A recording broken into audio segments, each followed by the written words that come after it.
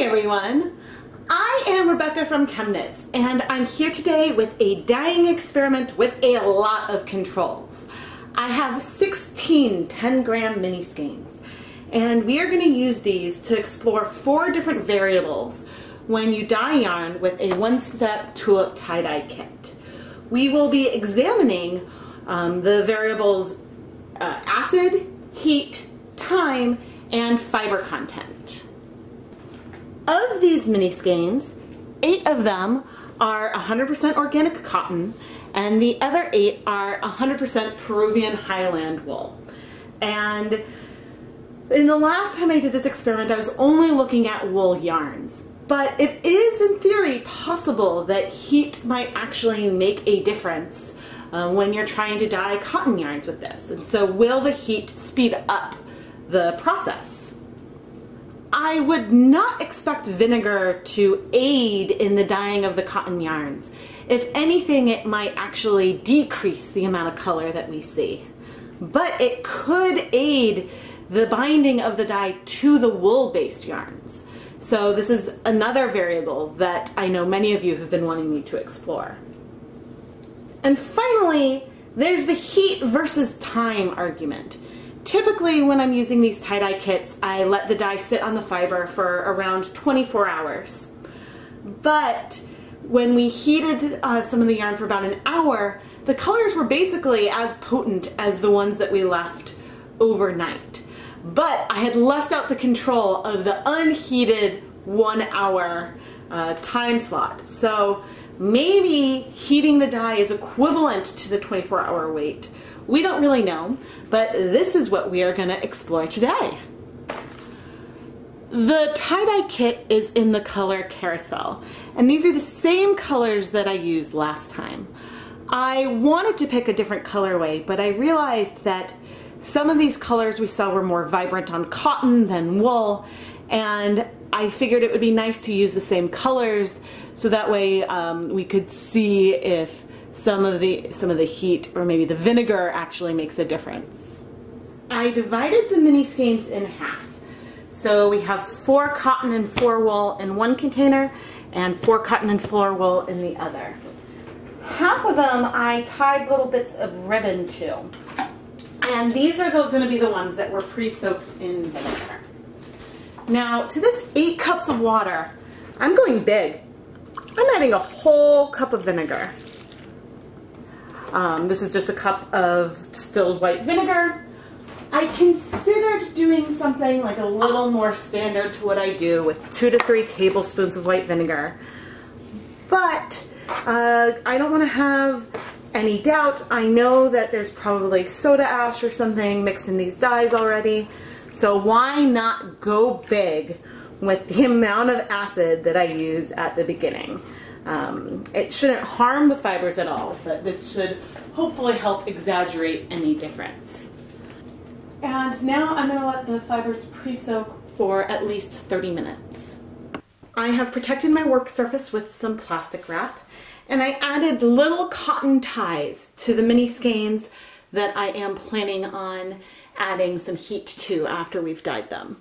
So we currently have like our section to be heated and our vinegar section down there. I have not specifically marked ones that will be washed right away versus the ones that will be washed after 24 hours because I'm planning to keep those just physically separate while drying.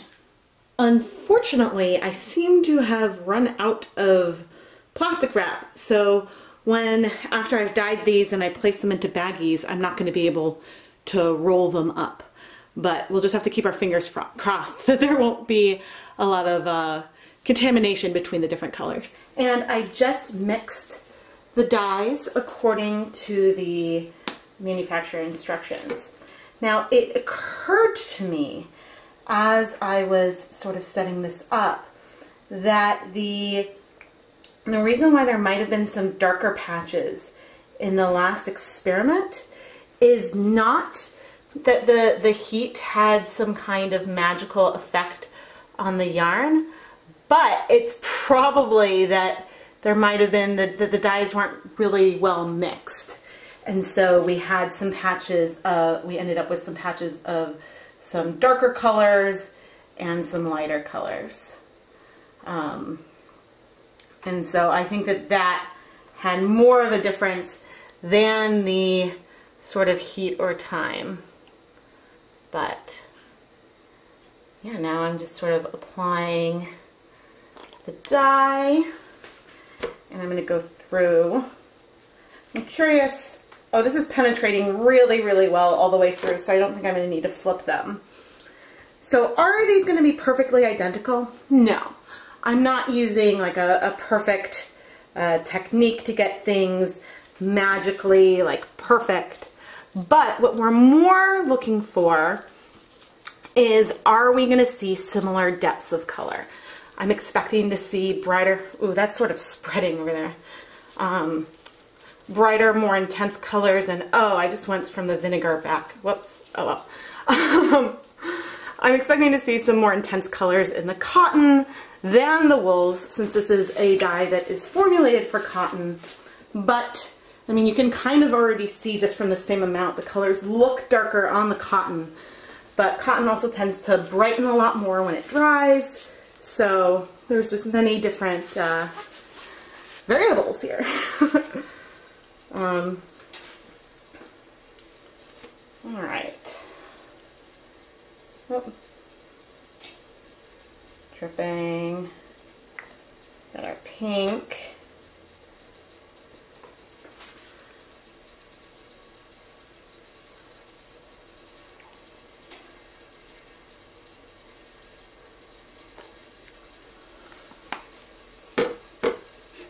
Okay, so the pinks did pretty well last time. The three colors that did not do great across the board were the blue and the purple. You know, they got some sort of inconsistent results. At least when it came to our wool yarns. So I want to do a wide section of blue. And again, my application here is not the cleanest. There's a little bit of sloppiness here. For those of you that are aware, I am still booted after my injury. So I'm doing what I can with some minimal running around. Okay.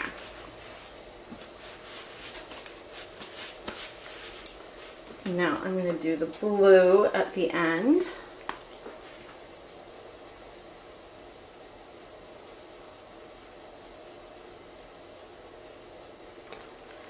Yeah, I felt like in some of the last ones that we almost didn't see very much blue at all. That it sort of ended up being a bit overtaken by some of the other hues.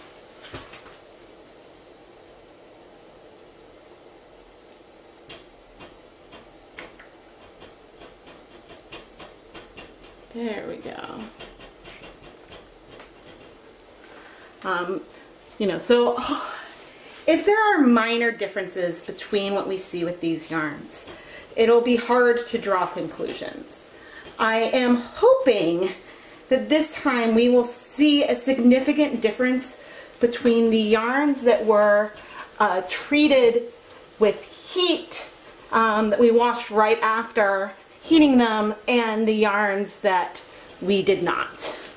But, you know, that is, I guess, the big difference that we are hoping to observe with this experiment. And I have to go turn that heat down. Yeah, the color penetration is pretty good. And now I'm going to sort of mop up some of these excess colors. Could add more if I wanted to, but I am pretty satisfied actually. I just need to massage these for the for these last few colors. And depending on how that goes, I might decide to add some more but less liquid in the yarn isn't a horrible, horrible problem for me, because we have, yeah, see in this one, that pink, I got like black and purple in it. Again, this is not going to be the most perfect version of this experiment. Maybe I'm going to add a little more pink.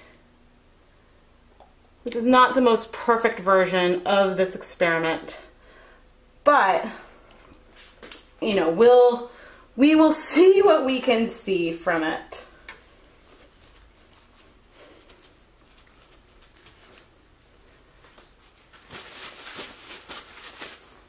Okay. When I can, remember, I am trying, there we go, to start from the no vinegar and then head into the vinegar sections. And if there's some white sections, you know, it is what it is. But clearly it's taking me more time to massage some of these colors than other, and so they're not spreading quite as far. They're kind of stuck more where I placed them, which again is not a huge problem. Yeah, the purple, look at how different the purple looks on the cotton versus the wool. I think this might be the first time that I've side by side, like in the same video, dyed both cotton and wool with these tie-dye kits.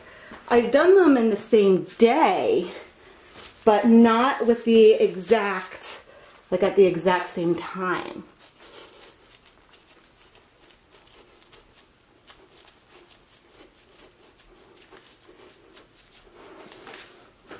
So I had forgotten how gray it ended up looking on the wool. The colors ended up being a bit brighter after I rinsed out the excess.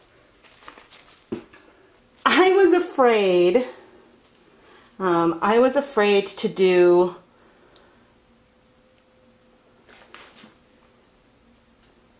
sorry guys, I keep losing my train of thought.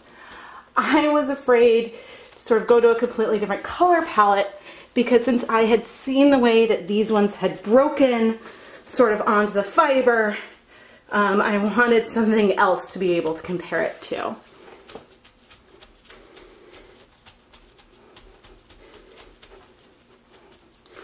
All right, but that actually looks pretty good.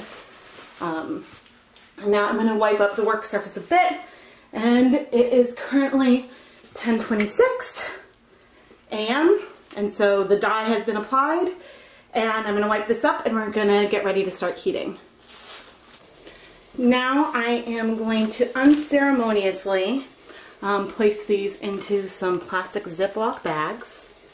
So just sort of directly placing them in, and then I'm going to close them and start heating these four. And as I do that, then I'm going to place the other ones in their baggies as well. So again, we'll probably get some color contamination because of the way this is set up, but there's not a lot I can do about that. I just placed these 8 skeins of yarn into the dye pot, and I'm going to leave it in here to steam for a total of 30 minutes. So at about, I don't know, 14 minutes in, I walked into the kitchen and realized my lid is not staying on the pot. The heating of the air inside my little baggies, which, like a newbie, I sealed. I can't remember if I did that last time. Anyway, since I didn't leave them open a crack, the air that warmed up expanded, and so my lid does not fit anymore. Nevertheless, these are still being heated, so I'm not concerned about that. I just needed to share that for full disclosure. It has been 30 minutes. I'm going to turn off the heat, remove the lid that wasn't doing a ton anyway, and remove my little baggies, which are very, very quickly starting to deflate. And I'm setting them aside to sort of this metal pan. I need to let these cool off a bit before I can start rinsing them. I am going to open up the no time baggies. Yeah, I'm going to open these up so that way maybe they can start to cool off a tiny bit faster. It has been, you know, barely over a half hour since we've added the dye, but I'm going to let this cool. Let's see how much cooler they are in 10 minutes. It has been 9 minutes and I'm feeling antsy, so I am going to get started. I do want to double check that all of my labels are on here, are in place. So this was heat and no time. Okay, so we've got our, I see my heat label and my heat label. It should be heat no time plus vinegar. And I see my ribbon there. Do I see my, yep, I see my ribbon there. Okay, I'm gonna start adding some cool water here. Okay, this is no heat, no time plus vinegar. And I've got my vinegar labels. And this is no heat, no time, no vinegar. And I'm gonna plop that one in as well. So immediately we see a ton of color bleeding. This is 100% to be expected. You know, this is what we frequently experience with tie-dye. The thing with fiber reactive dyes is that the molecules can react with water, which is why you should use them shortly after mixing. But, you know, they are still really fun. Okay. Ooh, this one has very little color. Wonder which one that one is. I think, you guys, we might, maybe we're going to see a difference here. I'm getting excited. Okay. But I am going to keep rinsing. Certainly everything is cool now, at least. We still have a lot of bleeding going on. Once the water starts to clear a bit, then I'm going to add some soap. But I will come back after a few more rinses and show you a little more about what we got. All right, at this very first stage, we can already make some observations. Here we have the 4 skeins that were treated with heat. Here we have the 4 that weren't. And the difference is most striking in the wool. In the wool that was untreated, in the wool that got no heat, you know, we have these really lovely pastels, but the color is significantly more vibrant from some heat. So this heat allowed the reaction to speed up, giving us this much more intense color. The results are more subtle with the cotton, but even with some of the colors sort of mixing around in some of the skeins, you can see in this blue especially, we have more of a purple hue in the ones that got no heat versus more of a bright blue where they did get heat. And you know, you can also sort of see in this turquoise section as well. I mean, overall, there's more vibrancy when it's been treated with heat. This does make sense. And I think that, you know, this is also highlighting the critical control I left out of the last one. I think if I had a skein of wool that I had treated with the tie-dye and then washed right away, we would have been able to say heat does make a difference. But the real question will be today, do we see a difference in the heat-treated yarns that we're going to let sit for 24 hours versus not? So tomorrow I'll come back and wash the other 8 skeins so that way we can sort of see what other differences we can see here. It has been almost exactly 24 hours since we first added the dye. Let's see, these are our heat plus vinegar. Just want to make sure I see all of the appropriate labels. Okay, that's good. This one is no heat plus vinegar. I see that tie. All right. Cool. And this was a heat set. Do I see the... Yes, I see the ties. Perfect. Wanted to make double check that all of my labeling was in fact correct. before adding on the water. Now, we are, of course, expecting to see a lot of bleeding, but I'm curious, well, I'm especially curious to compare these to all of the ones that we rinsed out right away. Because I'm curious if this time, especially in the cotton, does the heat sort of like add to more color intensity or what? So, hard to make any true observations at this point. Sort of separating the wool. Well, actually, these ones looking a bit darker. What are you? Nothing? And vinegar? Huh.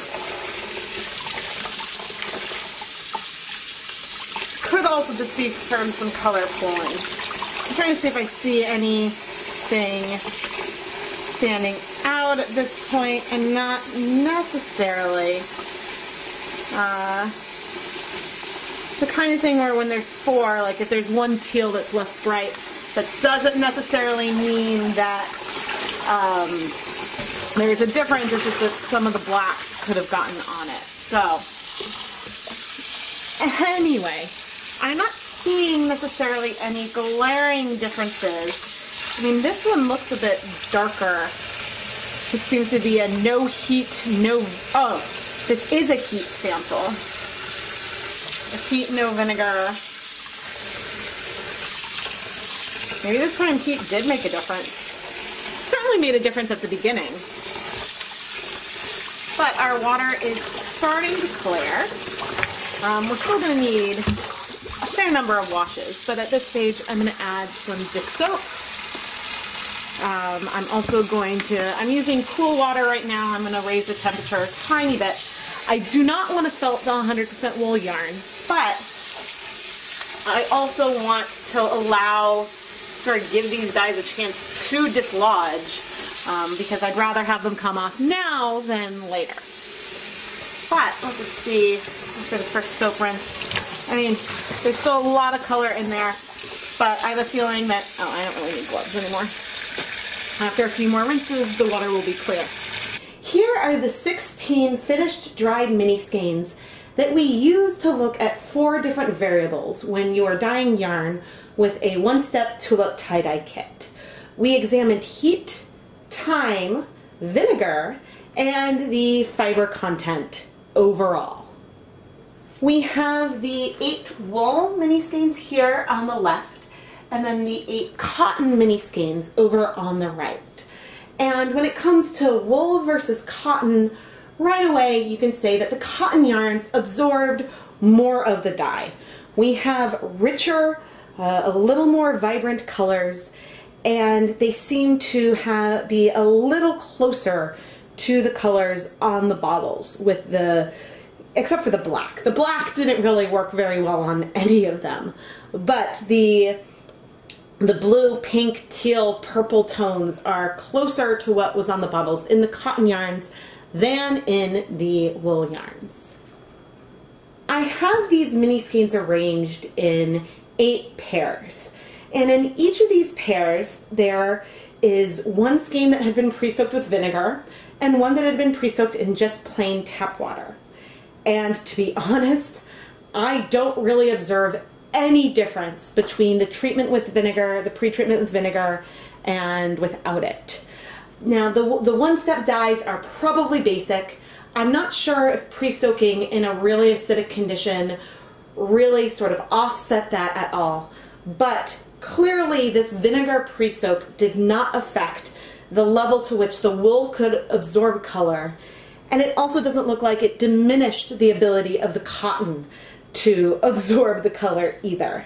So I would say that, you know, it's possible that if I was going to add vinegar directly to the bottles, maybe we would have seen something significant.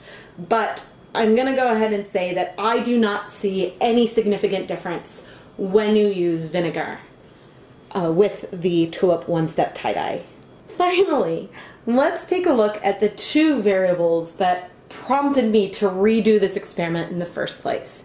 And those are heat versus time. Down here on the bottom, we have the yarns that were washed immediately after steaming. And on top, we have the ones that were washed after sitting in the dye for 24 hours total. And in each of these sort of sets, on the left, we have the ones that weren't heated, and on the right, we have the ones that we steamed. Both heat and time absolutely contribute to the depth of color that we see.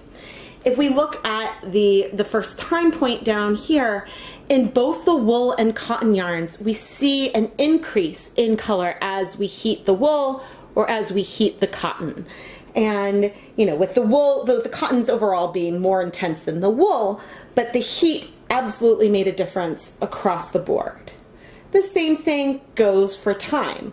If you look at the unheated wool, with more time we get more intense color.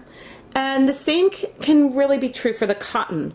There's still a lot of cotton at that first, there's still a lot of dye at that first time point, but after 24 hours we have increased the color intensity, which really sort of reads as a hue increase because the blue looks a lot more blue versus purple after the 24 hours versus under 1 hour. It gets a little more complicated when we start to look at heat plus time. Is there a difference in the two time points with the heated yarns? It's a little hard to say if there's a difference in those two wools or those two cottons. All of them have pretty intense color, but if anything, all of them have pretty intense color.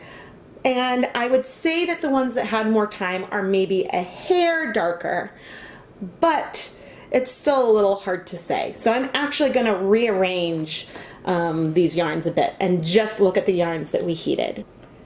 Okay, laid out side by side, we have the 1 hour time point on the bottom, the 24-hour time point on the top, and arranged this way, it's really hard to tell the difference between the yarns. I mean, maybe it looks like that there's a little more color bleeding in the longer time point, but it's really hard to say because since we didn't have plastic wrap and I couldn't wrap up the yarns, the way that they were in the plastic bags was slightly different, so there could have been some inadvertent color mixing that I didn't really control for. Ultimately, it looks like that if you are going to go through the trouble to heat up the tie-dyed yarn, that it doesn't really make a difference if you wash it right away or if you wait another 24 hours. Adding more time after you've heated your yarn doesn't really lead to any more color intensity. In the unheated samples, where we have the 1 hour time point on bottom, the 24-hour on top, there is definitely an increase of intensity once we let the sample sit overnight. In the wool, we see an all-over increase in color. In the cotton, it's a little more subtle, but it looks like the pinks and the purples sort of strike a little faster, and the increase of time gives more intensity to the blue, the teal, and the black. When I did this previously, I did not really see much of a difference at all between the yarns that I had heated and those that I had not. Today, that difference is a little more drastic. In the wool, there's absolutely more intense color in both of the samples that I had heated, whatever the time point. In the cotton yarns, when you look at the black of the very one on the very top and the one on the very bottom, and those were the two samples that had heat, in the black, it's the most black versus green in the one that had heat and time. So I think that some colors just take a lot longer to bind than others. And this is consistent with all types of other dyes that we've played around with. In all of the cases, heat has helped the color intensity, which begs the question, why on earth does Tulip not recommend that you heat the things that you've dyed with the yarn? I would love to do this experiment on a tie-dyed t-shirt and try heating it to see if that gives us the really intense depth of color and if that really makes a difference. I have a feeling that one of the reasons why heat is not something that is part of the official instructions is that most people who are buying tie-dye kits don't necessarily have a dedicated dye pot in their house. And Tulip certainly doesn't want to recommend that you go and try to steam a tie-dye t-shirt on your stovetop using your cooking equipment. Nor do they necessarily want to recommend that you microwave your shirts. That's fair.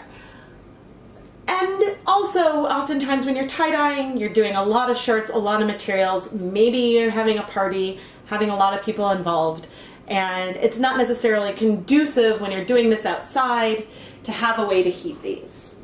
But I think that if you're doing this sort of at home on your own and you have a dedicated dye pot, yeah, go for it and steam your fiber. If that's a way that you can pump up the volume on your color, why would you not? I know that this video has a lot of talking, a lot of information. So what are the take-home things that you should remember? If you're gonna use these Tulip one-step tie-dye kits to dye yarn, go ahead and steam it. Why wait the 24 hours and worry about things dripping and leaking when you can steam it for half an hour, let it cool, wash it, and have your beautiful yarn? If I was going to tie-dye a t-shirt, I think personally I would go ahead and try steaming it and let it sit for the 24 hours. It certainly doesn't hurt, and maybe it helps a tiny bit with some of the hues of some of the colors. Like food coloring and acid dyes, some colors absorb to the fiber a lot more quickly than others. And so the heat and time have more of an effect on some of the bluer colors than the pinker colors, at least in my observations with this experiment. With these Tulip tie-dye kit dyes, you will get more intense colors on cotton than wool. Shouldn't really be a surprise at all, but that is one of the conclusions, and so I want to point that out one more time. And finally, pre-soaking in vinegar does not really affect the color at all. I did not see any significant differences in the hues or intensity of the color in the yarns that I pre-soaked with vinegar versus just pre-soaked in plain tap water. I know that from here on out, I plan to steam the yarns that I dye with these Tulip tie-dye kits. What about you? Let me know what you think in the comments and if you observed anything that I might have missed. I am Rebecca from ChemKnits, and thank you so much for taking the time to watch this dyeing experiment. Not only do I love to experiment with different ways to apply color to yarn, but sometimes I like to take a closer look and see what variables really contribute to the colors that we create. If you thought this video was helpful, please give it a like and subscribe to the ChemKnits Tutorials YouTube channel. Thank you so much for watching.